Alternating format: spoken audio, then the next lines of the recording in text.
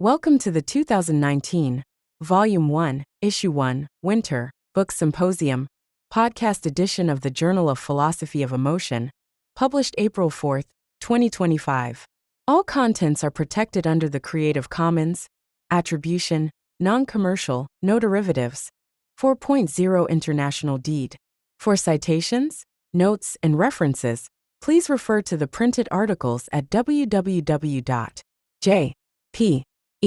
Online.org. Book Symposium. Table of Contents.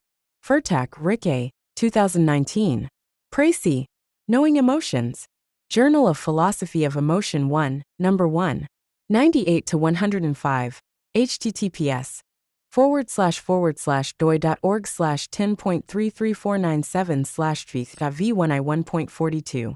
D'Souza, Ronald. 2019. Emotional Knowledge and the Emotional A Priori. Comments on Rick A. Furtak's Knowing Emotions. Journal of Philosophy of Emotion 1, Number 1. 106 to 112. https //doi.org/10.33497/v1i1.27. Bisecker, Dave. 2019. Emotional Cognitivism Without Representationalism. Journal of Philosophy of Emotion 1, Number 1. 113 to 122. https //doi.org/10.33497/v1i1.35. Gallegos, Francisco. 2019. What Are Emotions For? From Effective Epistemology to Effective Ethics. Journal of Philosophy of Emotion 1, Number 1. 123 to 134. https //doi.org/10.33497/v1i1.33. Furtak, Rick A. 2019. Knowing Emotions. Replies to D'Souza, Bisecker, and Gallegos. Journal of Philosophy of Emotion 1, Number 1. 135 to 145. https //doi.org/10.33497/v v1i1.30. Article 1. Précis. Knowing Emotions. Truthfulness and Recognition in Effective Experience. By Rick A. Furtak. Axioms in philosophy are not axioms until they are proved upon our pulses. John Keats. Letter of May 3rd, 1818 to John Hamilton Reynolds. If you stare at the sun for a moment and then look away, you are likely to experience a phenomenon known as an afterimage. The image does not even purport to show you what is the case. It is devoid of cognitive significance and not at all oriented toward revealing the truth. Although I accept that emotions are best understood as corporeal phenomena, I do not think this entails that they are as meaningless as afterimages. How, then, can we do adequate justice both to the embodied character of emotions and to their intentionality, or to what they can show us about the world?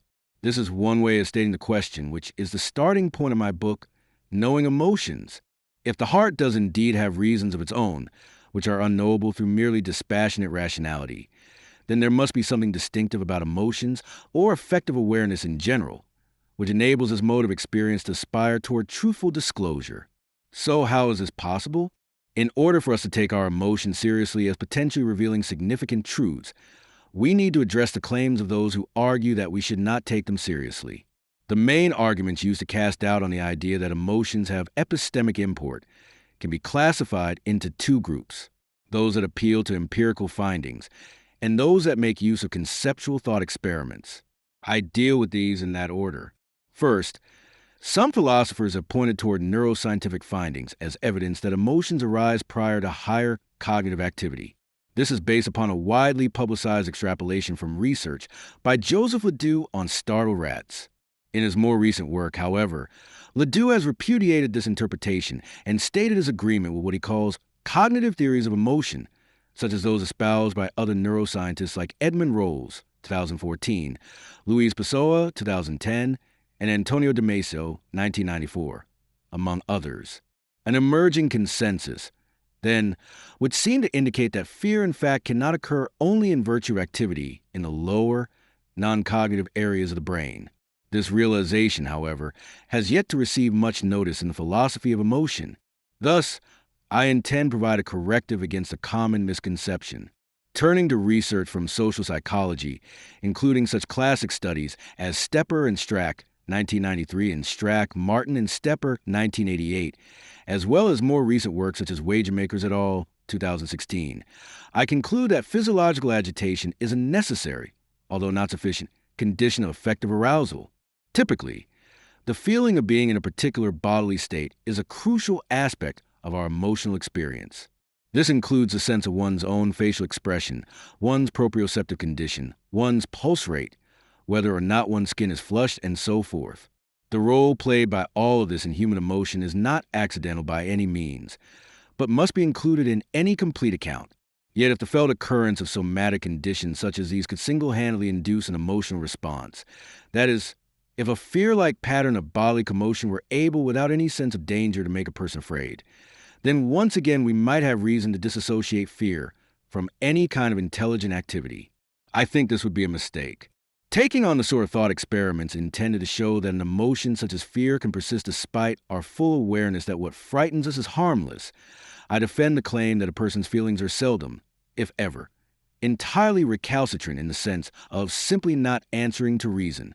We should not assume that the person afflicted by phobic fear has exactly the same beliefs about the feared object as do those of us who feel totally unafraid of it. Rather, emotional upheavals can manifest our deepest beliefs about reality and value, allowing significant recognitions to register to hit home with us. Even when a particular emotion is not an accurate recognition but a misconstrual, it is nevertheless a potentially world-revealing phenomenon, which stakes a claim to being true. Through our emotions, things appear to be a certain way. Once we reach the middle chapter of knowing emotions, I have drawn the conclusion that regarding non-value neutral issues, intellectual activity without effective feeling is profoundly lacking in its ability to inform us about these significant matters of concern. Moreover, we should accept that our capacity for emotional apprehension is embodied in quite specific ways. The type of recognition that an emotion incorporates is inherent in its phenomenal character, in such a way that how it feels to get afraid or to grieve is inextricably entwined with what we are fearing or what we are grieving the loss of. One sense in which the heart has its own form of intelligence is that what our emotions disclose would be otherwise inaccessible to us. I argue that we do not know what it means that danger is at hand, or that a loved one has died and is gone forever, if we are unmoved by this information. Our fear is either an emotional awareness of an actual threat or a false feeling that something is threatening when it is not. And our grief is not a disembodied thought of lost tact onto a mere somatic agitation. Instead, the recognition of the loss is internal to our felt state of emotion. Such recognitions of personally relevant meanings, via the affective experiences of grasping or cognizing those meanings, are potentially truthful perceptions. It is through our emotions that we have a sense of reality and an understanding of what life means. This is why they are an indispensable way of gaining insight about both self and world. Episodes of emotion arise against a background in which significant features of our lives and our surroundings already matter to us. Once we care about something, we are liable to have a variety of different emotions about it, in reaction to events pertaining to whatever we care about. For instance, if you love a child, this renders you liable to experience relief and perhaps gratitude when he or she arrives home safely despite the icy roads. Your concern for the child is a long-standing disposition with a specific focus. Before his or her safe arrival, you felt afraid and worried due to this concern. I explain this by saying that your care disposes you to feel worry, fear, relief, and gratitude. Affective dispositions establish the realm of things which count and exist for us. To employ a phrase from Merleau-Ponty, referring to these dispositions collectively as emotional a priori, I try to clarify how it is that love, care, or concern is a condition of possibility for revealing axiologically salient features of the world. When a person loves or cares about someone or something, he or she becomes vulnerable to a whole range of emotions insofar as what he or she cares about is impacted, in various ways, for better or worse. To leave the emotional a priori out of account would be to render our affective experiences utterly mysterious. The theoretical fiction of a flat world in which nothing commands our attention is one that could appear only to a person who is completely devoid of love or care. Unless we suffer from a severely disabling condition, what we meet with and experience are things and possibilities that seem real and significant. The emotional a priori allows us to perceive features of our surroundings that are not of our own making, but that are not manifestly evident apart from our affective receptivity either. I compare our capacity for love, care, or concern to the aperture in a camera, since it opens our eyes to value and gives us access to what is beyond us. By taking an interest in elements of our environment, most emphatically the existence of anything we care about for its own sake, we ground a meaningful world of concern that is illuminated by final ends and contours of axiological valence. Once I have taken an interest in the interests of another person, I now care about whatever she loves. This makes me effectively disposed to take notice of what might affect her emotionally. In the process, I broaden and expand my world, finding a significance in things which is not an illusory fabrication, but which could not become visible except to the structure of a passionately engaged subject. So a child who struggles with language might have creative or scientific gifts that only a loving and perceptive parent could discern and encourage. This must be distinguished from projecting false qualities onto a person. The world is not a value-neutral screen onto which we superimpose non-existent properties. There are personally significant truths that we recognize in experiencing emotions, including when we are seen with loving eyes. We may have a grounding attunement to our friends, our pets, our hometown or the valley where we live, to traditions and ideals, and to goals such as social justice or the creation of beauty in a certain art form. In each case, what we are oriented toward is a concrete particular, something whose life, either literal or metaphorical, we wish to be thriving. And it is precisely the distinctive peculiarity of our emotional perspective that brings these aspects of the world into our view. In this manner, the realm of what has the power to move us emotionally rises up like an island out of a sea of indifferent being. In the words of Max Scheler, these islands are demarcated with highly individualized intricacy. Yet in my final chapter, Attunement and Perspectival Truth, I suggest that we can acquire insight through our pervasive moods, our temperaments, and our idiosyncratic affective outlooks. A depressive, languid, or apathetic mood is not just a private state, but is simultaneously a feeling that the world affords no opportunities to become meaningfully engaged, that enticing possibilities are unavailable to us. Our default assumption should not be that a mood is about nothing. Fortunately, there is increased appreciation and a growing body of evidence to confirm that indiscriminately maximizing good moods can actually impair cognition, and that even depressive states may be truthful or reasonable in that they capture important truths and accurately depict actual states of affairs in the world. Thus, I follow Heidegger in claiming that there could be a particular truth or manifestness that lies in every attunement. Even the outlook demanded by theoretical research is not the absence of mood, but one way of being tuned into the world.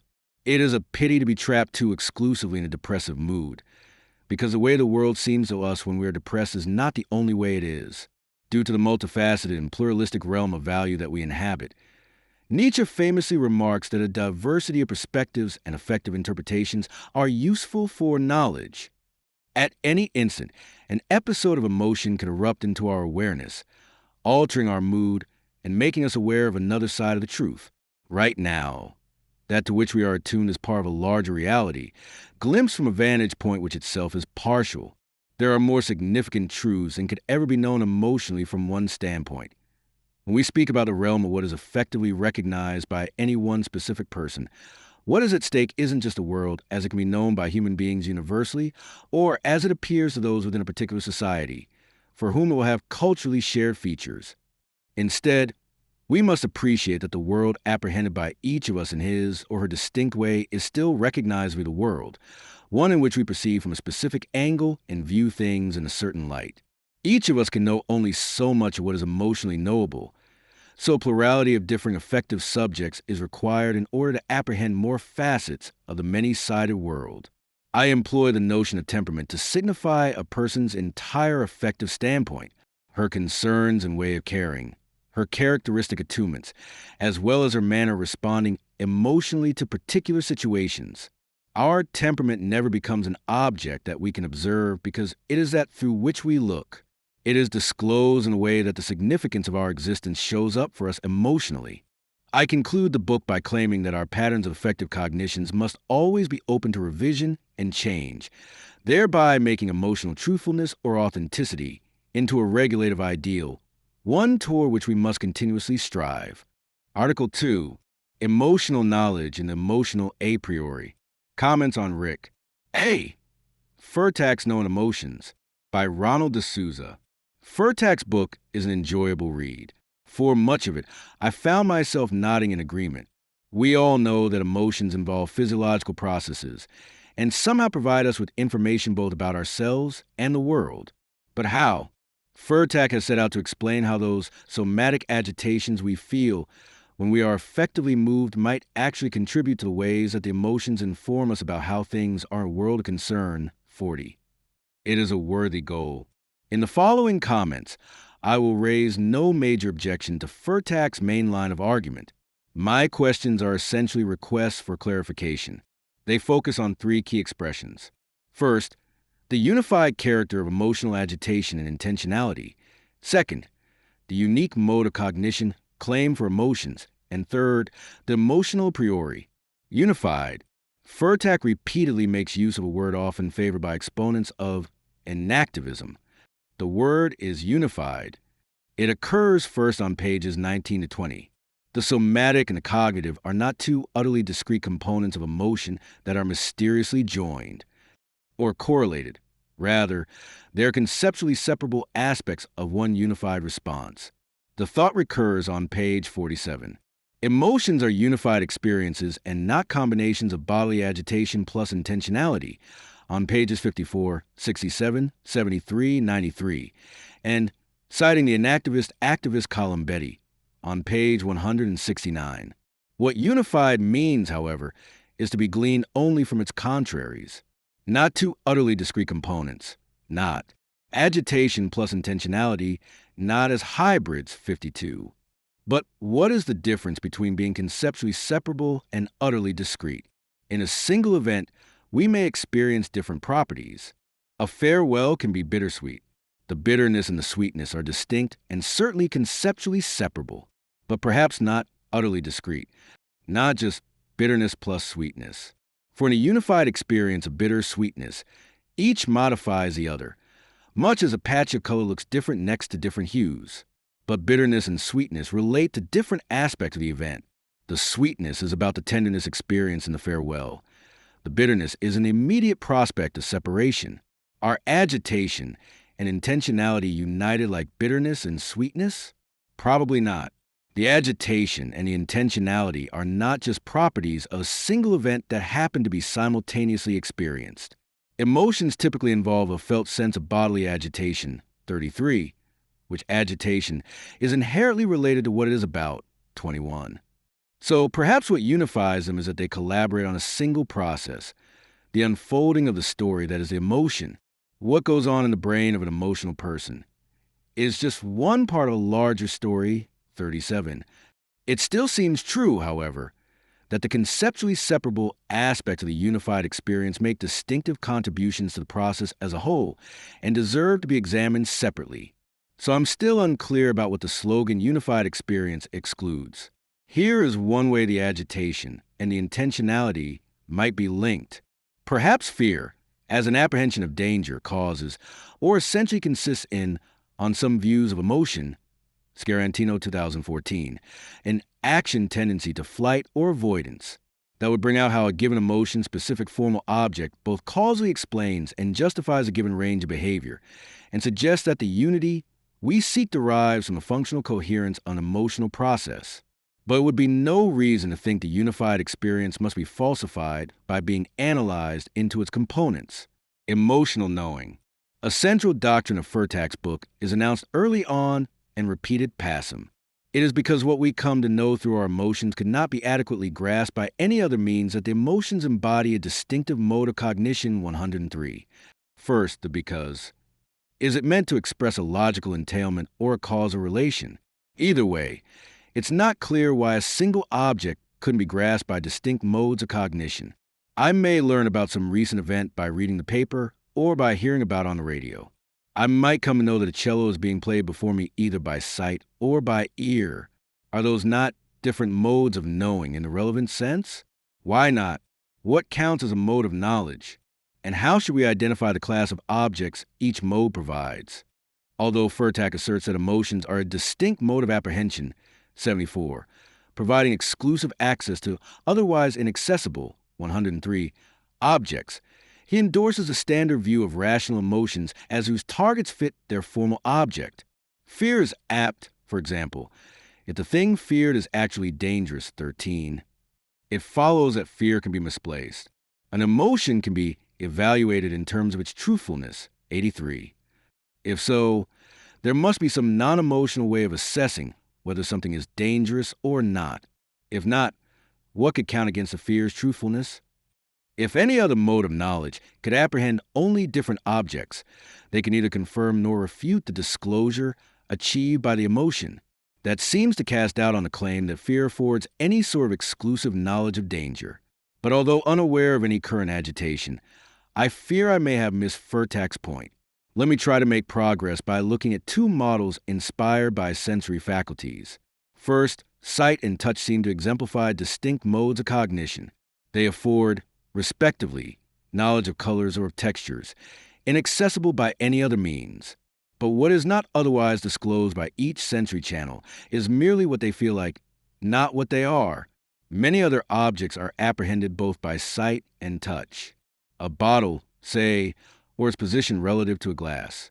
On that model, a distinct mode of knowledge might define a class of subjectively experienced qualia tied to a specific sensory channel. It could not provide exclusive access to any interpersonally available facts. It's not obvious, moreover, that any single channel of information such as sight or touch could provide objective knowledge of any reality independent of our specific sensory capacities. An objective fact should, by definition, be accessible in several different ways.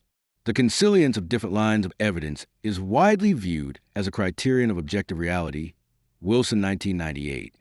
A second sensory analogy might be drawn with Frank Jackson's Mary, the color expert deprived from birth of color experience, Jackson, 1986. Mary knows everything there is to know about color, physical, psychological, and neural. When F. Erst exposed to the experience of color, does she acquire new knowledge? Intuitions differ. One issue is whether what Mary discovers, if anything, is a further truth about the world, what yellow is, or merely a fact about herself. What it feels like to her when she sees that color, all objective properties of which she already knows. Now imagine Miriam, who has never felt fear, but who is well aware of the meaning of danger as a parameter computed on the basis of probability and extent of proximate harm. She also knows, without having experienced it, that fear is a normal way of gauging the value of that parameter in a single unified experience. But since Miriam is perfectly capable of working out that value on the basis of facts about the world, her experience of fear doesn't constitute her only mode of knowing it. It merely constitutes one simple, non-inferential way of finding it out. The new knowledge she has just acquired is just a sense of what danger feels like to her. In both Mary's and Miriam's cases, the new knowledge, if any, is purely subjective. Knowledge of that elusive philosophical quarry, a qualia. In Miriam's case, what's new is merely how it feels to care about danger. It's about her, not about any objective fact in the world. The objective danger which fear made her aware was there all along, and she could perfectly well have known it. The emotion is merely the attitude she takes towards it. The emotional a priori. Miriam's attitude depends, of course, on what she cares about. Furtak argues that what grounds every attitude specific to a situation can be conceptualized as an emotional a priori. This is the topic of my third set of questions. I find the notion of an emotional a priori very intriguing, but the more I think about it, the less I understand it. Furtak asks, what are the enabling conditions that make us capable of having emotions? Also, how do these conditions ground affective experience as a capacity that is potentially capable of revealing something true? 103-4. His answer posits an emotional a priori, the set of background affective dispositions such as love, care, and concern that grounds our whole emotional life. 108. The metaphor of grounding is complemented with notions of basicness and of foundation. When I refer to basic affective dispositions, I mean that they have a foundational place in the emotional life of human beings 108. But foundations could be material, causal, logical, or epistemic, so it's not immediately clear what is being claimed. Furtak identifies the emotional a priori with love, care, and concern 108. Let me focus for a moment on those three terms. The first seems to be in a different category from the other two. A notable feature of love is that almost any emotion can be a manifestation of it. This has led some philosophers to argue that love is not, contrary to what almost everyone agrees 107, an emotion. Instead, it is a syndrome, D'Souza 2015, Pismany and Prinz 2017. Furtak prefers to speak of it as a grounding condition. But while other cares and concerns can also give rise to or ground a potentially unlimited variety of emotional episodes, that does not stem from their specific character. It merely reflects the generality of those terms. Care and concern are the most nearly synonymous terms, as well as the broadest in scope. What we love is a subset of what we care about. The range of things I care about presumably just exactly coincides with a set of my concerns, 113. Sure enough, I will not respond emotionally to what is completely irrelevant to anything in that set. But to assimilate care and concern to an emotional a priori is misleading, for the a priori is usually taken to be, by definition, independent of experience. And that is not true of our concerns. Experience teaches us to care about some things and cease to care about some others. So while it is certainly true, if not downright trivial, that our emotions respond only to what bears on our concerns, it remains obscure how the latter grounds the former. In some cases, we come to care about one thing on the basis of caring about another. I may be quite indifferent to the state of traffic on Route 401 until the day a subway strike forces me to drive. In such cases, my interest is instrumental. It is a means to serve an existing concern with getting to my office. In other cases, what is erst valued instrumentally can come to be valued for itself. Money, for example.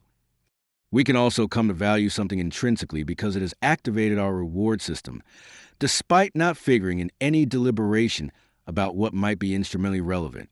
Could the emotional a priori be identified with the functionality of the brain's reward system, which entrains new desires, Schroeder 2004?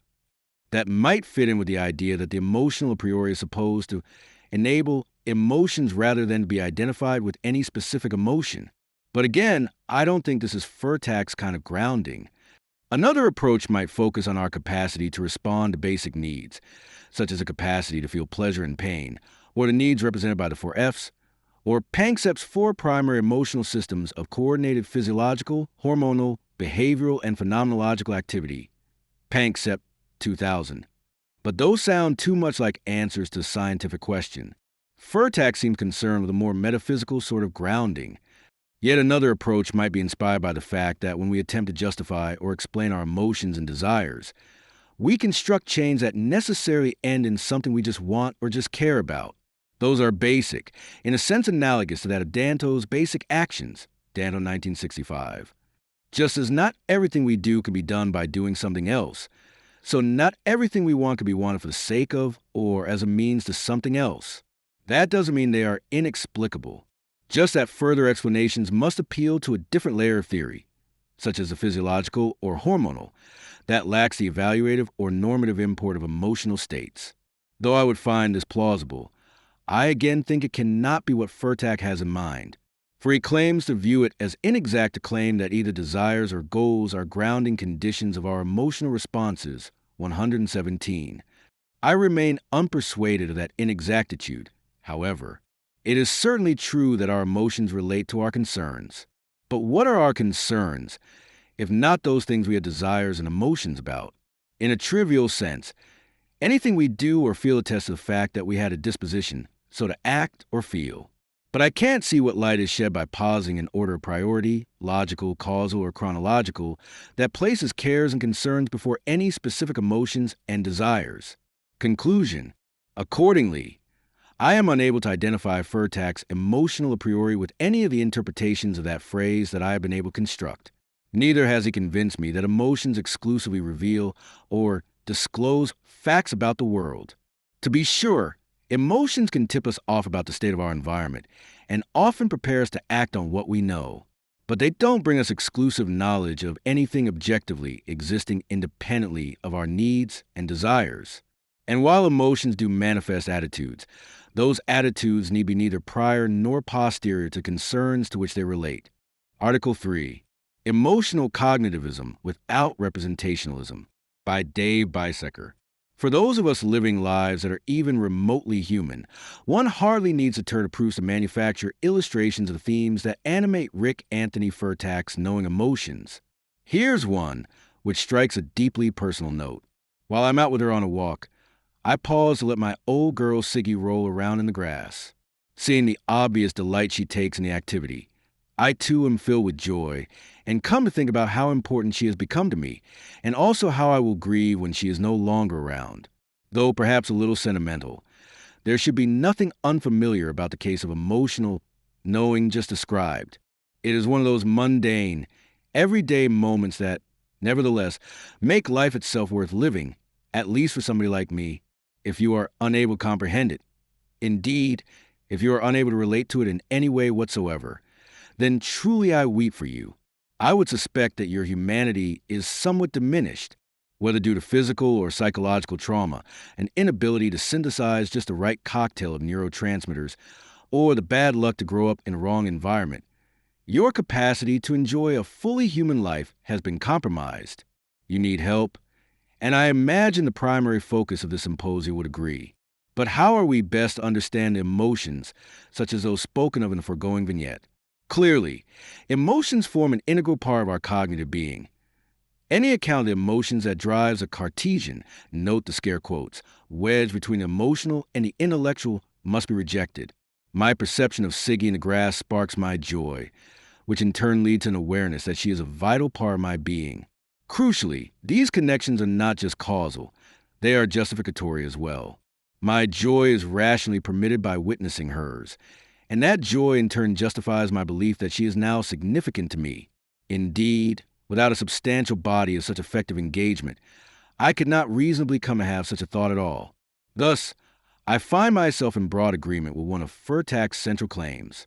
Our emotions are primary, though I wouldn't go so far as to say exclusive, means by which we come to such thoughts. At the same time, however, the joy I feel must be kept distinct from the otherwise dispassionate thoughts that it provokes and justifies, as well as the otherwise dispassionate thoughts that provoke and justify it. I might feel joy at Siggy rolling around the grass, indeed, be consciously caught up in it, and yet fail to conclude that she is important to me. Somebody witnessing my rapture can come to that conclusion independently, and then be in position to tell me something important about myself. Though subjective, there's nothing essentially private about our thoughts and feelings. We manifest them in our reactions all the time. Moreover, somebody witnessing my joy could well use it to challenge any commitments I might have made not to cultivate such relations. For someone who expresses such disdain for animals, a friend might chide, "You sure seem to show a whole lot of concern for that dog and its well-being." If indeed I were steadfastly committed to renouncing the thought that Siggy could have any special significance to me, then I should perhaps take steps to suppress such joy. And it turns out that I can achieve such a turning of the heart, at least to a point. Just as our emotions rationally influence our intellectual conceptions, our intellectual commitments can exert some measure of rational control over our emotions. They emotions are not, as non-cognitivists would have it, mere somatic agitations or disruptions arising from the body that serve merely to intrude upon our consciousness. Furtak, 2018-11. They are part of its very fabric. The challenge, as William James so famously put it in What is an Emotion?, is to acknowledge and understand just how much our mental life is knit up with our corporeal frame. James 1884, 201. Quoted by Furtak, 2018-17. I don't think there is anything in these remarks so far to which Furtak would lodge any great objection.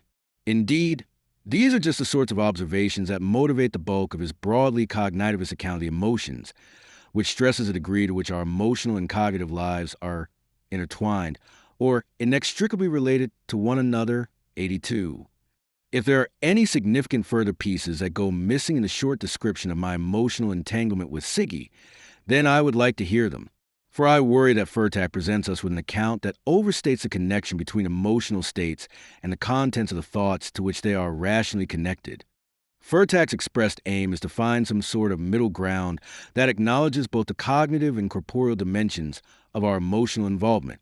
On the one hand, he wholly endorses the idea that emotional feeling is essentially somatic or corporeal. At the same time, however, he insists that the emotional bodily sensations are not merely agitations of the body. They also point beyond themselves, 11, to carry significant information about our lived environment, 55. The somatic agitation we feel when we are trembling with fear, for example, is not a mere sensation, but a felt apprehension of danger. And to feel pangs of guilt is to undergo what might be called a thoughtful bodily agitation. That is how emotions involve the living body in referring to persons, ideals, memories, possibilities, events, and so on. This demands an account of human emotions, not as hybrids of rational judgment somehow conjoined with irrational corporeal commotion, but as feelings through which we apprehend what is significant to us. 55.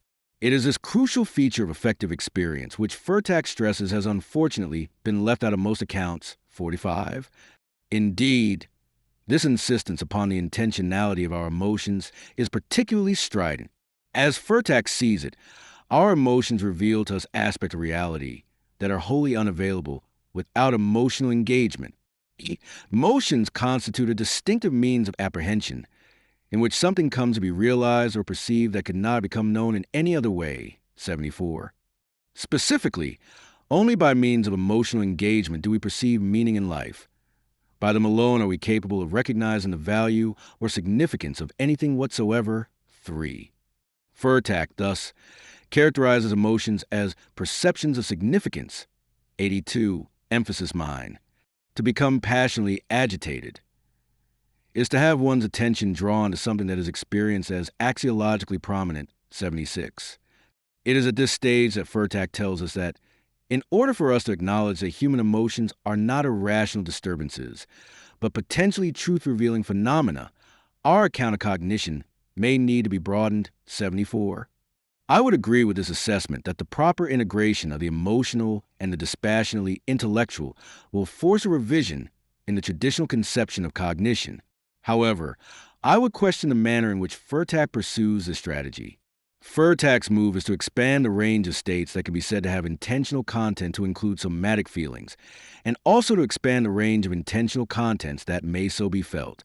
However, when speaking of such content, Furtak draws upon a tradition that insists upon understanding intentionality as aiming, like an arrow, toward the truth. Such an understanding leads him in turn to conceptual content in representational terms, that is, in terms of truth and reference. For Furtak, intentional states purport to be about items in the world, and they represent those items as being a certain way. Hence, Furtak feels compelled to talk about the purported objects to which my emotions are directed, and the worldly conditions of those objects by which those emotions are to be deemed correct or incorrect, appropriate or inappropriate. Consider again my joy at Siggy's rolling around in the grass. According to Furtak, the fact that this joy plugs in so tightly with my otherwise dispassionate intellectual conceptions shows that it must have cognitive or conceptual content of its own. If you were to ask me what I'm joyful about, or what I'm taking joy in, my joy clearly centers around Siggy. The question then is, what exactly does my emotional reaction say about her? How does it represent her? While my joy is prompted and to a large degree justified by my seeing her rolling about the grass, Furtak denies that that is a true intentional content of my emotion, for I could come to knowledge and observation that Siggy is lolling about the grass without taking any such joy in it. Indeed, it could spark an altogether different emotion, a jolt of anger, annoyance, or fear, perhaps, depending upon other auxiliary states of mind. Instead, the true, or perhaps deep, content of the emotion, the content that in it alone reveals to me, is that she is significant to me. My emotion thus reveals to me an antecedent reality that I could not be in touch with without any such emotional engagement. Here, Furtak repeatedly speaks of our emotional engagement as if it were akin to more familiar perceptual processes. The fact that love makes us aware of the significance of things does not necessarily entail that this significance is projected onto the world by our own minds. Our capacity for love, care, concern, or interest could function more like the aperture in a camera, opening for the eye of the beholder so that he or she has access to what is truly out there beyond us. 128. Through emotions we perceive or apperceive. 74. A realm of subjective significance that is antecedent to our representation or cognition of that reality. Emotions reveal meaningful truths. 123. By playing a world-disclosing role, opening us up to an awareness of what is meaningful. 127. Furtak's commitment to an emotional representationalism modeled upon perception thus leads him to a rather strong form of axiological realism. 132. According to which our emotional responses are answerable to a world outside our mind. 145. However, this axiological realism strikes me as less attractive than a simpler and more phenomenologically accurate alternative. It might well be true that if I didn't feel as I do towards Siggy, then I wouldn't or shouldn't think of her as significant to me, but that is because those feelings serve in part to constitute such significance, rather than representing or indicating it. If I didn't feel as I do, then the significance wouldn't truly exist, and I shouldn't claim that it did. In this connection, think of folk who falsely, perhaps even self-deceptively, profess their love of someone or something. This suggests to me that the indispensability of emotions for the proper recognition of significance does not, as Furtak would have it, show that the emotions represent such significance. Rather than emotions constituting the recognition of significance, it strikes me as more apt to say that our emotional reactions constitute the state of affairs that is subsequently recognized in dispassionate thought. Furtak appears to dismiss this alternative as counterintuitively projectivist. 139. But it is aptly characterized as projectivist only if one insists that emotions have some representational content that gets projected out onto the world. 94. There is no such content to project. Instead, the emotion should be viewed as a constituent feature of the fact about myself that comes to be recognized, and without which there will be much less rational basis for such recognition. Again, it is Furtak's insistence upon representationalism that seems to get in the way of what strikes me as a more phenomenologically accurate Jamesian alternative. It is reasonable to think that truth is a norm that runs beyond justification. For an attitude to be of a type that genuinely aims at the truth, then one should be able to find instances of that attitude that are wholly justified, yet nevertheless fall short of revealing the truth. That, above anything else, is a challenge facing Furtak's account. He draws such a tight connection between feelings of emotion and the emotional truths that they allegedly represent that it becomes very hard to see how one could have a fully justified emotion without it also being true.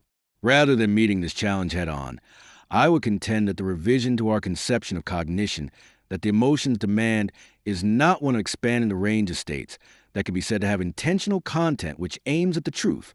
Rather, we need to expand our conception of cognition to encompass states that do not aim at truth, perhaps including some that don't have any representational function at all. Emotions are prime candidates to occupy this territory, which is generally occluded by traditional representationalism. Here, it is worth pointing out that in recent philosophy of mind and language, there has been a renewed interest in accounts that suggest that various forms of indicative thought and discourse are nevertheless not really descriptive or aimed at truth. Vast swaths of our thought and talk generate what Price, 2013, calls location problems, that are locating out in the non-discursive world facts or truth makers to correspond to the correctness of such thought and talk. Hence, the recent proliferation of various kinds of quasi-realist or expressivist accounts that aim to make sense of our thought and talk about morality, causality, modality, probability, semantics, conditionals, and other logical statements, and so on. Even our talk about phenomenal consciousness, or what it's like to have conscious experience. Key to these recent accounts is that they nevertheless allow non-descriptive thought and talk to plug into the inferential machinery that also governs what might pass for narrowly descriptive discourse. Thus, these are not the non-cognitivist bourgeois accounts of your emotivisms that could easily be dismissed on Frege grounds. One characteristic of these newer accounts is that their notion of meaning or content is centered around inference, not reference and truth, which many of these accounts construe in a deflationary way anyway. To identify the cognitive significance of a candidate mental state is to locate its proper place in a space of reasons. To understand the meaning of a state is to know what justifies it, and in turn what it justifies.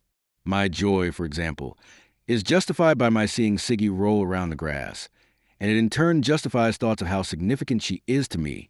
However, the account Furtak gives in Knowing Emotions bucks this trend.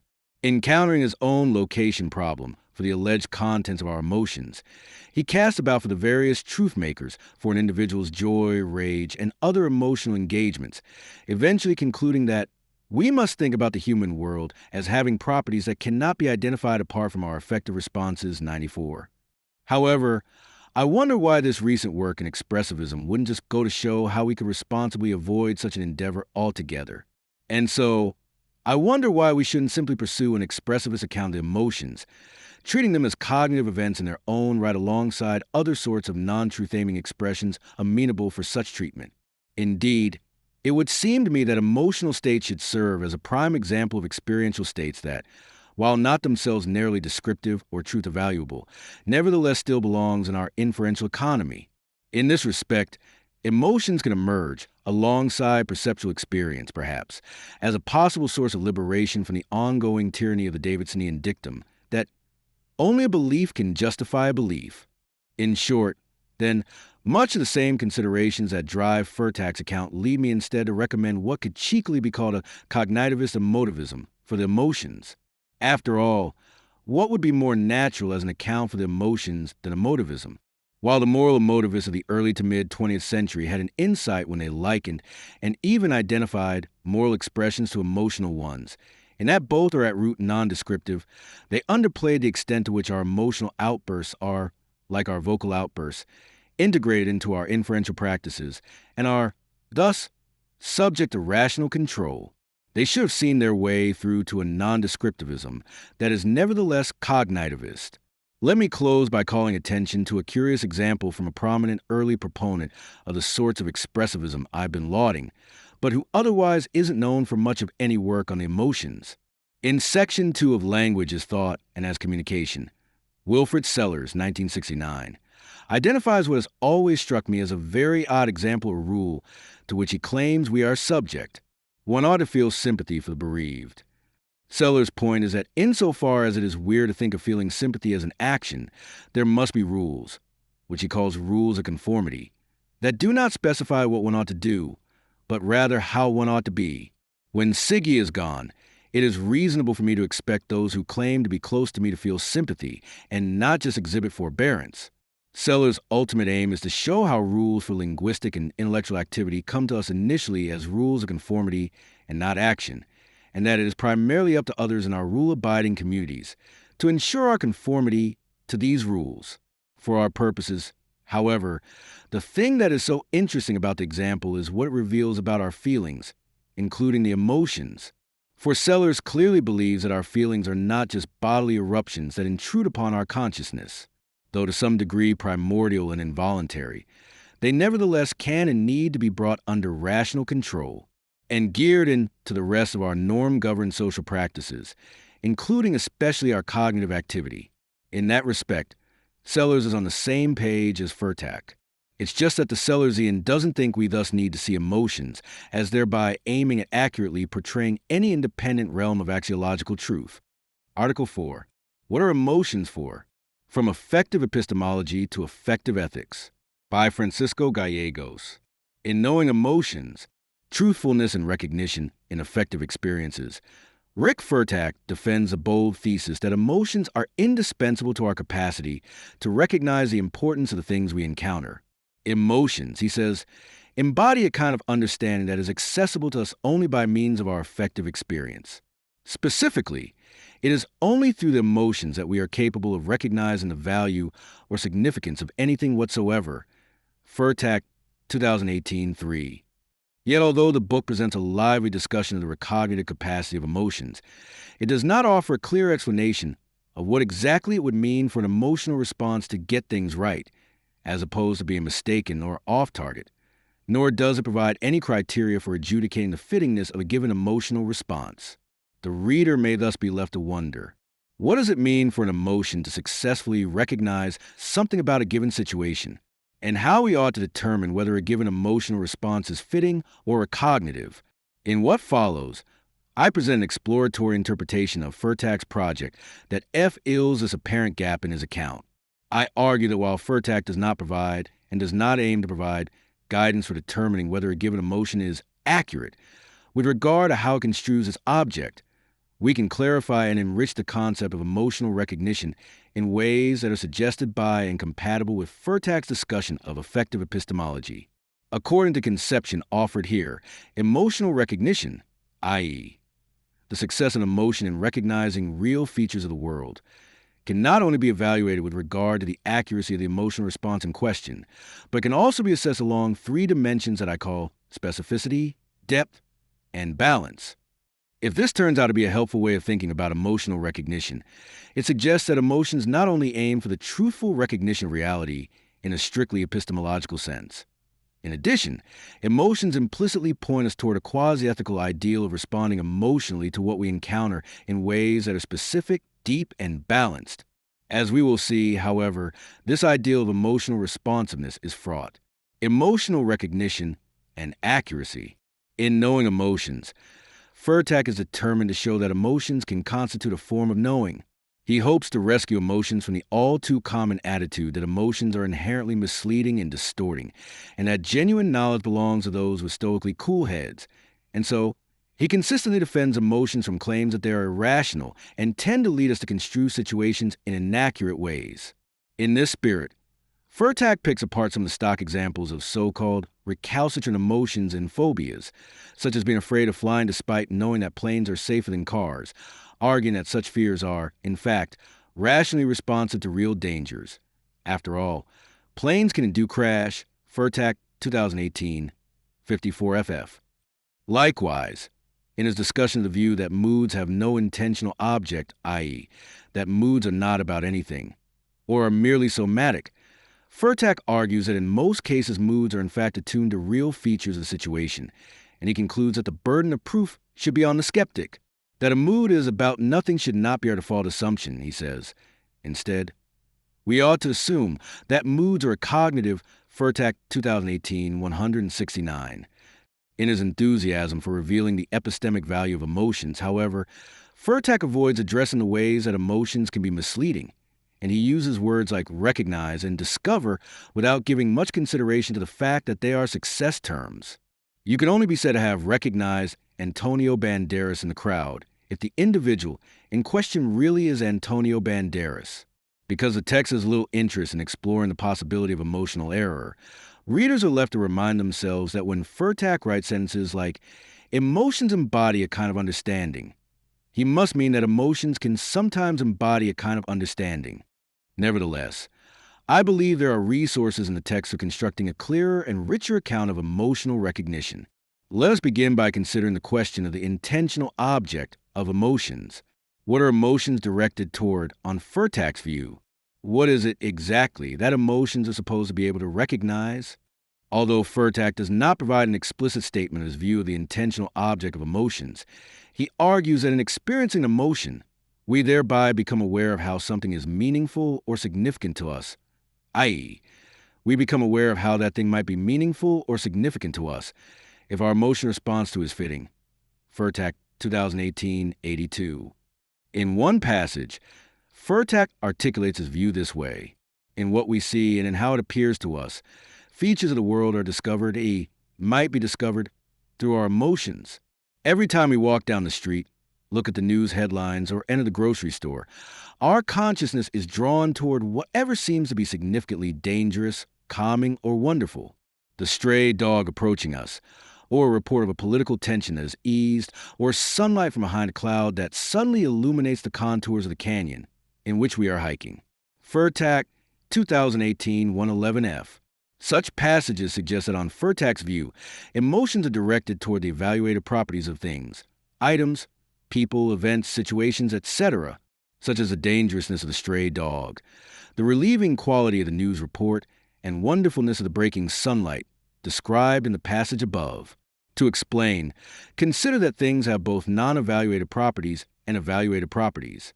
A non-evaluated property is an aspect or feature of an object that has no intrinsic relationship to a person's concerns. As Robert Roberts puts it, the term concern refers to the broad class of desires and aversions, along with the attachments and interests for which many of our desires and aversions derive. Roberts 2004, 142. For example, an object's mass or velocity can be described in abstract mathematical terms, without reference to a person's concerns. In contrast, an evaluated property could be defined as a relationship of relevance that a thing and its properties have or could have with respect to a person's concerns. For example, an approaching dog would have the evaluated property of dangerousness if the dog could attack and thereby become relevant to a person's concern for safety. If it is indeed Furtak's view that emotions are directed towards such evaluated properties, then we can offer on his behalf a relatively straightforward account of the accuracy of an emotional response. An emotional response to something is accurate if the thing really does have the evaluated properties that the emotional response is purporting to recognize. For example, if the thing we are afraid of does not, in fact, pose any threat to our safety, then fear would constitute an inaccurate construct of the situation, and to this extent it would be an inappropriate emotional response in this case. This account of the accuracy of an emotional response would still allow Furtak to defend the bold thesis at the heart of his text, that experience and emotions is necessary for gaining knowledge about the significance and value of things. As Furtak points out, for example, although many of us would say we know what death is, there's a sense that we do not really know the significance of death until we have allowed ourselves, or have been forced by circumstances, to relate to it in an emotionally engaged way. Using the terms I'm suggesting, we might say that this is because genuine knowledge of the evaluated properties of death, such as its tragic or frightening qualities, is partly constituted by emotional responses that are directed towards such evaluated properties, such as grief and angst. Insofar as a non-emotional or merely intellectual way of grasping such evaluated properties does not rise to the level of genuine knowledge, Furtak 2018, 78 FF. Without evaluating Furtak's argument for this claim, the point here is that the account of emotional accuracy I have sketched would not rule out the idea that experiencing emotions is necessary for knowledge of evaluated properties.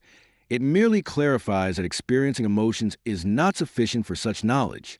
The interpretation of Furtak's view I have offered can also illuminate some other ways that emotions might generate knowledge, namely, by focusing our attention on the things and properties that are relevant to our concerns, emotions establish conditions that are practically conducive to gaining knowledge about a number of other things that we might otherwise have been oblivious to, including the existence of things, e.g., when on a hike, we might not have noticed a bear cub standing in nearby brush, if we had not been frightened by another bear approaching us on the trail, prompting us to scan our surroundings. The non-evaluated properties of things, e.g., if we were not frightened in this way, we might not have noticed how a backpack size and weight allow it to be used as a shield or weapon. Features of ourselves, e.g., likewise, we might not have noticed that what we are willing and unwilling to do in order to protect ourselves, or how much we care about the person we are hiking with. In theory, we could gain knowledge about these kinds of things without the aid of emotions. In contrast to knowledge of evaluated properties, these varieties of knowledge are, presumably, not inherently emotional in nature, but by prompting us to direct our attention in the relevant ways. Emotions often establish conditions that are practically conducive to gaining such knowledge, and in these cases, emotions can be said to generate knowledge indirectly. Emotional recognition and specificity. If my rearticulations of Furtak's views are on the right track, more would need to be said about how we might determine whether something actually has the evaluated properties that are attributed to it in a given emotional response. However, I will leave that issue to the side in order to explore three intriguing dimensions of emotional recognition, beyond accuracy, that are suggested by and compatible with Furtak's discussion of effective epistemology. First, success in the recognition of an evaluated property may be assessed in terms of the relative specificity of the recognition. Consider the following example. An actor experiencing stage fright perceives a waiting audience as being threatening and liable to become hostile and critical, while in fact the audience is content and generous and unlikely to react negatively to the performance. Some might be tempted to view this example as a case in which the person is construing the situation in a way that is simply inaccurate in the sense that the emotion in question fails to recognize any real features of reality. But in the spirit of Furtak's defense of the epistemic value of emotions, we might pause to consider the possibility that the emotion is in fact responding to an evaluated property that is present in the situation in some form or to some degree. But in the example above, what could this emotion be recognizing? Perhaps the actor with stage fright is recognizing the threatening nature of audiences in general. It is true, after all, that audiences can be brutally critical in ways that are painful and do lasting damage to a performer's vocation. If so, then when the actor fearfully construes the audience as being threatening, there is a sense in which this construal is accurate, not because there is anything particularly threatening about these specific audience members, but because in their more abstract role of the audience, they do or could pose a real threat. A better way of assessing the epistemic value of this emotion, then, may be to focus not on the question of accuracy, but on the question of specificity. When a person is responding emotionally to something's evaluated properties, is this response direct toward the thing in an abstract way, merely construing it as a representative of a more general category or role, or is the emotion directed toward the concrete thing in its particularity, such that the emotion is responsive to what makes the thing unique? It seems that success with regard to emotional recognition is greater to the extent that this recognition is more specific. For example, if you love me or hate me merely insofar as I am a representative of a general kind, e.g., a man or an academic, then your emotions are not as successful in recognizing me in my particularity. In this case, rather than criticizing your emotions as being mere projections, which implies that they are inaccurate and have no basis in reality, thereby dismissing in advance the possibility that your emotional responses are tracking real features of men or academics in general, it would be more helpful for us to criticize them for being directed toward mere abstractions. Emotional recognition and depth. Another way that emotional recognition might be assessed is in terms of the depth of the recognition. As I define this concept, we can say that the recognition of an evaluated property is deep to the extent that the recognition manifests itself in a relatively intense and coordinated manner along every dimension of our emotional agency, including cognition, language, perception, bodily feeling, motivation, and action. Typically, emotions manifest themselves in all of these ways. When we are afraid, for example, we are disposed to think, speak, perceive, feel, be motivated, and act in ways that reflect our fear.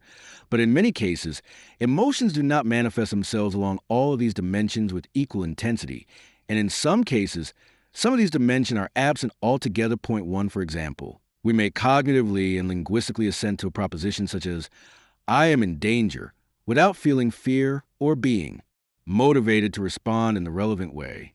Alternatively, we might experience a free-floating, anxious feeling without being able to think or say what the object or cause of our fear might be. Thus, emotional recognition, e.g., of the dangerousness of what we are encountering, will be less successful to the extent that the recognition is merely intellectual or characterized by other discontinuities in the emotional experience, and it will be more successful if the emotional recognition in question resounds throughout one's entire being and reverberates to one's very core as a person. When we encounter the beauty of the night sky, the scariness of death, or the offensiveness of oppression, we can be said to fully and truly recognize the beauty, the frightfulness, and the offensiveness of these things to the extent that our emotional response resounds and reverberates to our core, and thus flows unobstructed and wholehearted from our deepest concerns through our cognition, language, perception, bodily feeling, motivation, and action. One objection that might be raised to the suggestion is that such an intense emotional reaction would be overwrought and inappropriate, and so unfitting in many cases. Consider the following examples. Example 1.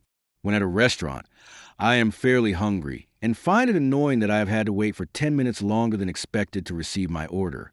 Example 2.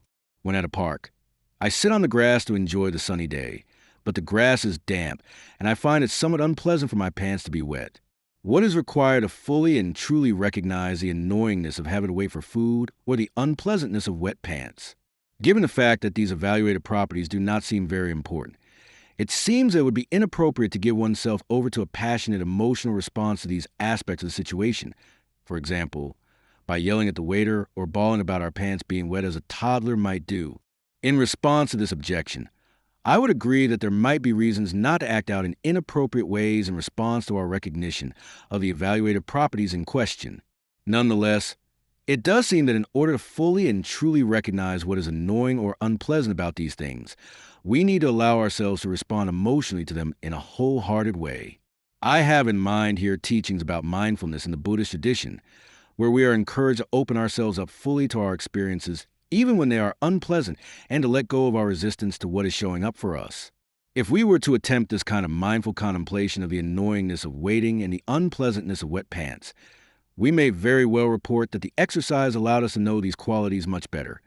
We may even say that although we had experienced annoyance and unpleasantness in the past, we never really knew them before dwelling on them in this way. Interestingly, certain features of a person's psychology might make it more difficult to experience deep emotional recognition, as I have described it. In particular, if a person's concerns are incoherent and disconnected from one another, this might make it more likely for them to experience discontinuities in their emotional experience, and thus more likely to recognize the evaluated properties they encounter in a merely intellectual way or in a similarly deficient mode. In comparison, we can image a person whose concerns are organized neatly into a coherent hierarchy, where all their various interests and attachments directly reflect a small set of core concerns. Such a person would find that all their emotional responses reflect their core concerns, and thus free from internal conflict with regard to what they care about, they will be wholehearted in their emotional responses. Such a person will be better poised to fully and truly recognize the evaluated properties of what they encounter. One question we may have here, however, is whether this ideal of depth conflicts with the ideal of specificity described previously. In many cases, a deep and passionate emotional response to something arises when we construe that thing as being representative of a more general category that we care deeply about. After all, few of our core concerns have very specific content. Instead, most of our core concerns are rather general in nature, such as our concern about being safe and secure. Is it possible to respond emotionally to something in a significantly deep way while also responding to it in its specificity? If so, how? Emotional recognition and balance. Finally, emotional recognition might be assessed in terms of balance. As I define this concept, the emotional recognition of something's evaluated properties is balanced when the recognition of a particular evaluated property is contextualized by the recognition of other evaluated properties a thing has. For example, in order to truly and fully know death, or to truly and fully know a person, one cannot simply know one or a small set of their evaluated properties, even if one's knowledge of these evaluated properties is specific and deep. Furtak addresses this issue when discussing a way that moods filter our evaluated perception, allowing us to perceive only the evaluated properties that fit with our mood. In response, Furtak says, what would make this a flawed epistemic outlook would be if the things that become salient while in the mood were the only truths about the experience that the person in question ever felt aware of, just as a sad person would be in a deplorable condition if her affective disposition prevented her from ever perceiving anything besides what further reinforced the prevailing sadness. Furtak, 2018, 171. In several places in the text, Furtak celebrates the idea that to truly know something, we must experience in a wide variety of moods and thereby come to recognize its many evaluated properties. By doing so, our emotional recognition of the object's significance will become more balanced, and in being more balanced, our recognition of the object will be improved. As Furtak describes it, balance in our emotional recognition of an object's evaluated properties is something that is gained over time, diachronically, as we return to the thing in question in different moods or in moments when one or another of our concerns are prominent for us. But it seems that it would be even better if we could somehow recognize the many evaluated properties that a thing has synchronically, i.e., all at the same time. This kind of synchronic balance is made difficult, however, by obvious limitations of our psychological capacities. It is often exceedingly difficult to respond emotionally in an intense and coordinated way to opposite evaluated properties at the same time. For example, to fully and truly recognize the tragic and frightening qualities of death at the same moment, that we also fully and truly recognize its beauty and its generosity. In this way, the ideal of balance seems to conflict with the ideal of depth. Despite the ways that the three dimensions of emotional recognition that I have described, specificity, depth, and balance, may conflict with one another, taken together, they point toward a fascinating ideal of emotional agency. Imagine an emotional agent who responds emotionally to the things they encounter in deep and wholehearted ways, while at the same time responding to them in their specificity and in their full complexity. What would be required to develop our emotional agency to achieve this ideal? Or would this ideal only be realizable by some sort of sage who has transcended our ordinary human limitations? Whatever we say about this question, it seems clear that insofar as a person's emotional responses can be criticized for lacking specificity, depth, or balance, that is, insofar as we can say that emotional responses lacking in any of these qualities will fail to fully and truly recognize our object, emotions do not merely seek to be true in a strictly epistemological sense. In addition, as emotional agents, we are implicitly called upon to live up to a quasi-ethical ideal of responding emotionally to the things we encounter in ways does them justice and gives them their due, so to speak, by responding to them in ways that are specific, deep, and balanced. Article 5. Knowing Emotions. Replies to D'Souza, Bisecker, and Gallegos. By Rick A. Furtak. Response to D'Souza. Ronald D'Souza, whose work I quote throughout Knowing Emotions, has called emotions Janus-faced, because they face both inward and outward, revealing truths about oneself and about one's world of concern at the same time. I appreciate that he agrees for the most part with my major line of argument, and he gives me a chance to say more about a few things. First of all, why I don't identify my approach as an enactive one. Although I acknowledge that there is an affinity between enactivism and my emphasis on unified, embodied experience and upon what might be called operative intentionality, it seems to me that in order to accept this term, one must do it quite religiously, that is, judging from the spirit in which others embrace it.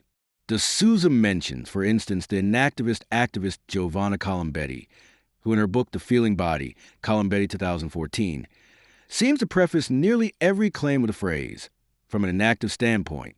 I do cite her at least 8 times, mostly in agreement, but I have some qualms about the sense of behaviorism that attaches to the enactivist stress on action and the way that it stands opposed to what I think is a crucial feature of emotions, namely their passivity. For we are moved or affected when we become emotional. Passion is not an active or enacted mode of experience. As for its unity, I think it's important to be phenomenologically accurate. If I am describing my visual perception of a house, rather than artificially dividing this experience into 2 parts, by claiming that I see a flat surface, and then infer that the building has other sides, I should instead capture how I view the house as having rooms that one could enter, or as having depth behind the front that faces me. And likewise with emotion. Marcel's feeling of grief just is his recognition of his grandmother's death in its full significance. He is not undergoing worldless commotion combined with thought that arises after his bodily changes. In Knowing Emotions, what I have to say about action tendencies is this. It would be inconsistent not to feel motivated, as if to get away from an apparent danger, since we are moved with an awareness that it threatens us, in apprehending it as fearsome. If we had ancestors who could dispassionately judge that they were facing something dangerous without feeling moved to avoid it, then they were afflicted by a kind of practical irrationality, which probably rendered them unfit to survive. Key 64. And I add that when we detect a potential threat in our environment or a sign of danger, our body mobilizes its resources to respond. In some cases, the best response is to turn and run away, but in other cases, doing something when frightened could mean pressing the brake pedal or reaching for phone to make an urgent call. Key 76. This, in fact, is one main reason why I say that what we come to know through our emotions could not be adequately grasped by any other means, Key 103, in a passage that D'Souza cites. Now, I do admit that people with diminished amygdala function can sometimes learn to make intellectual inferences about nearby danger without feeling afraid, even if this is a poor substitute for the effective capacity to respond that most of us depend upon. Key 75.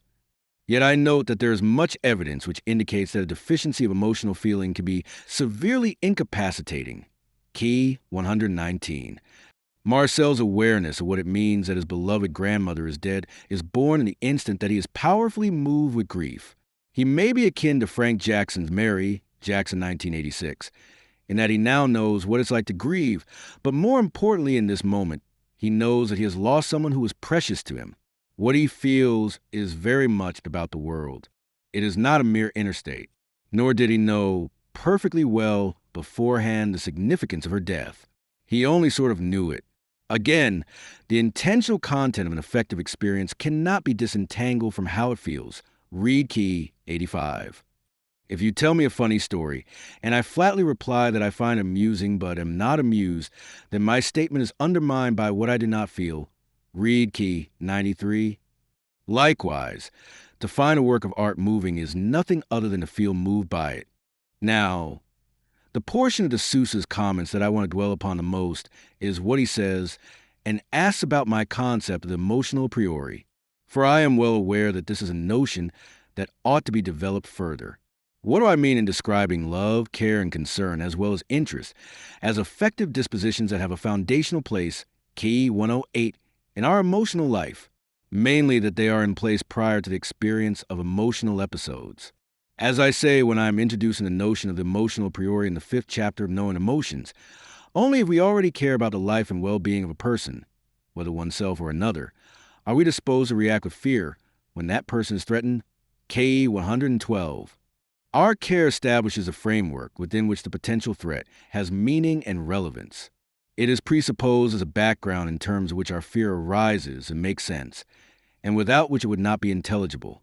To shift the example, imagine that I become furious with anger upon seeing someone take out a multicolored cloth and begin applying paint to it. Incomprehensible, that would be, until you factor into the equation that I love my country and that it is a U.S. flag on which a swastika is being painted. Otherwise, someone deciding to paint his own rectangular bit of cloth would not have such power to affect me emotionally. In expanding upon the notion of love that is pertinent to the emotional a priori, I cite Ortega, who writes that when we love, our affective regard flows in a warm affirmation of the beloved, adding, "Think what it is to love art or your country. It is like recognizing and confirming at every moment that they are worthy of existence." Key 126. It is, I note, taking an interest in their well-being, having a concern that their lives be going well. Quoting Kierkegaard, I say that to love someone or something is to will to exist for that being. K 134. Of course, I can have a passing romantic desire for someone whom I find attractive when I'm out walking in the park, but this need not meet the criteria for love in the sense that I am talking about now and that I define in my book. Love, then, is an intense form of caring, Key 125, and the role it plays in demarcating and organizing our world of concern is presumably what de Sousa himself has in mind when, in a line of perfect iambic pentameter, he claims, "Unless you care, your life will be a mess. I might add, an empty, disorienting, meaningless mess." The way we are disposed to respond with particular emotions in particular situations is a function to cares and concerns that are always already there. Response to Bisecker.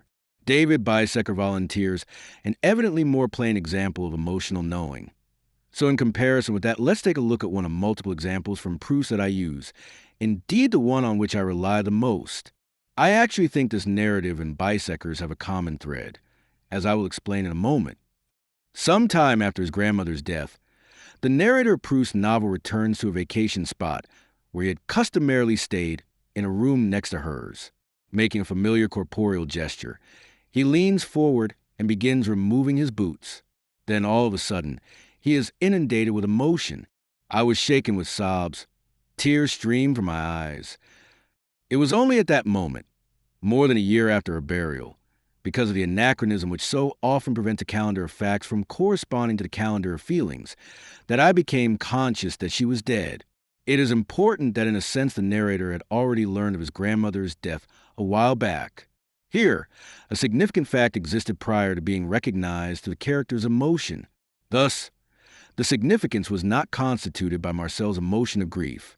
Marcel also claims that only in this moment of overwhelming emotion does he become conscious that his grandmother was gone. The embodied upheaval of his grief just is this recognition. This is also why we must reject any theoretical account of emotion which claims that Marcel already knew perfectly well of his grandmother's death, and that the experience just described is epistemically insignificant. Likewise, when a mortal being whom we love is still with us, whether it be a friend, relative, or pet, we are sometimes moved to feel how much we would miss them if they were to pass away. In this respect, Bisecker's example is quite a bit like the one I borrow from Proust. Both are typical in that what we often become aware of in experiences of affective recognition are facts that are quite banal, that the summer is ending, that we miss a friend who is now distant from us, even that we're not as young as we used to be, which is trivially true. It's just that prior to the emotion in which this fact truly sinks in, before it strikes a chord with us and resonates deeply, we knew it in such a way that we were not fully conscious of it. As I say in the book, if we never felt agitated emotionally by the awareness of mortality, our own and that of our loved ones, then what we know about death and what it means to us will be less than what we do know after experiencing the relevant emotions, and what we are most intensely conscious of when we do feel so moved. The fact that all human beings are mortal and what follows from this were part of our stock of knowledge, but to use an inelegant phrase that expresses a point well, we were not knowing these things an instant before we became emotionally affected, key 80 to 81. But I disagree with Biseker's suggestion that our emotions may constitute significance. The reason why he feels a sense of how important his dog is to him is because she indeed is. The emotion registers a certain state of affairs about the pet's importance to the person. It responds to this state of affairs, but does not create it. It's imprecise on my account to say that our lives are meaningful because of our emotions or that emotions give meaning to life. Read key 112. So, I think Biseker places too much stress on rational control of emotions. As John Elster has written, it is precisely because people cannot decide to believe that they cannot decide which emotions to have. We can lie to ourselves by misrepresenting the truth of the matter. In the words of a Freudian thinker whom I cite near the end of my book, KE 195, pretending that a slight or disappointment isn't genuinely painful when it is, or denying that we love someone whom we do, may culminate in a complex of denials strung together, until we no longer know how we feel or what we believe. For reasons such as these, I do think that truthfulness is importantly at stake in our emotions. Response to Gallegos. In turning to the last set of comments by Francisco Gallegos, I must remark that I am impressed by the implications he has teased out of my argument, along with the additions and enhancements he has made, which exceed anything that I myself articulate, but which I am for the most part happy to affirm. Speaking about the recognition of what he names evaluative and what I would prefer to call axiological properties, Gallegos invites me to agree that recognizing qualities that are valuable, significant, or meaningful is necessary and sufficient for emotion. And I think I'm willing to accept this, provided that we stress the embodied nature of that recognition, without which the revelation of value is not made. As for the properties of things that move us, I accept that there may be indefinitely many valences in a single object, but I reject the notion that there are infinitely many which would be required in order for every emotional response to track accurately some feature of the object. Take, for example, my anger at the ostensible car thief, when I mistakenly believe that my car has been stolen, and there is no such thief. Red key 8 to 9. I would not say that this emotion is at all in touch with the world. Yet I see Gallegos' point that any object must have indeterminately many, in his terms, innumerable axiological properties. Let's say that there are hence a plurality of legitimate emotions to feel about a particular thing that moves us. How, then, can we justify any one effective way of responding? I believe that Gallegos helps me to answer this question when he volunteers a criterion of specificity, of recognizing, for instance, a person in his or her distinctive concreteness. In the book, I do say that our emotions constitute a mode of cognition which is discerning and highly specified, key 88, and I repeatedly cite Iris Murdoch, red e.g., K134-139, to identify cases in which we fail to see the distinct individual because we're enclosed in a fantasy world of our own creation, as distinguished from the fair and charitable attunement to a person that allows us to see her as she truly is. The concrete particularity of an individual personality is precisely what we love about a person when we have a specific affective sense of who they irreplaceably are. Red key 144. What Gallegos' comments prompt me to add to what I've already said is that we rightly make similar distinctions when we talk about works of art. For instance, kitsch, or art that tend to evoke a sentimental, generic response, often traffics in abstractions, stereotypes, and two-dimensional characters, lacking complexity and tugging on our heartstrings in predictable ways. Our emotional life, and therefore our sense of reality, would be profoundly lacking if we were confined to such nonspecific emotions, especially when we're dealing with actual people. I also like Gallegos' suggestion that we understand full-blooded, wholehearted emotional responses in terms of depth. Marcel, for instance, may indeed fully and truly recognize the sadness of his grandmother's death only when this emotional recognition resounds throughout his entire being and reverberates to his very core. Only at this moment, as Proust's narrator explains, does he learn what it means that he has lost her forever, a year after her burial. Obviously, I do not think the embodied feeling of being literally, viscerally shaken is epistemically relevant, nor is it a gratuitous epiphenomenon. Rather, it is a world-revealing mode of experience. And this is what Gallegos is describing when he speaks of deep emotional recognition. By the same token, he makes some brief yet intriguing proposals about why a person might encounter obstacles to undergoing this kind of experience. I would speculate that one barrier of profound affective upheaval is a semi-conscious terror of finding out what one deeply feels.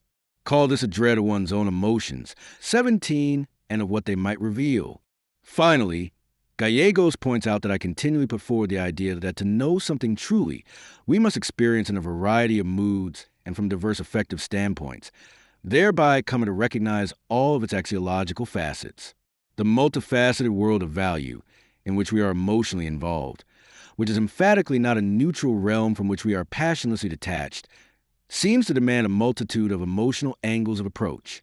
Yet he also brings up a problem with the ideal of recognizing many evaluated properties at the same time. It is not possible to respond with intense yet contrary emotions simultaneously, and this places a limit on the ideal of balance that Gallegos mentions. I must admit that this is a matter about which I also have ambivalent, conflicting feelings. What I say in the last chapter of Knowing Emotions is that because there are indefinitely many plausible, effective interpretations of anything that moves us emotionally, we might wish to agree with Nietzsche that the more effects we bring to expression, the more different eyes we bring to bear on the same thing, the more complete will be our concept of that thing. 18, however, I nonetheless question whether this makes good sense for each of us, and recommend that it is more plausible when conceived as an ideal toward which we might strive collectively. Key 185 to 186. Since every one of us can know only so much of what is emotionally knowable, a multiplicity of different affective subjects is needed in order to perceive more aspects of a multifaceted world. It is perhaps an unattainable goal for a finite being to try to view things from all sides. Attempting to see from everywhere might be dangerously similar to the absurd goal of attaining a view from nowhere. On the other hand, it seems that we do broaden ourselves in a mostly good way when we are able to see and feel another side of the truth. This is something that a close friend or other loved one can assist us in doing, when by degrees we manage to see and feel things from their vantage point. In conclusion, I would like to express my gratitude to each of the 4 critics for their careful and thoughtful attention to my work. This marks the end of the 2019 Volume 1, Issue 1, Winter, Book Symposium, podcast edition of the Journal of Philosophy of Emotion. Please join us again for our next podcast edition of the Journal of Philosophy of Emotion.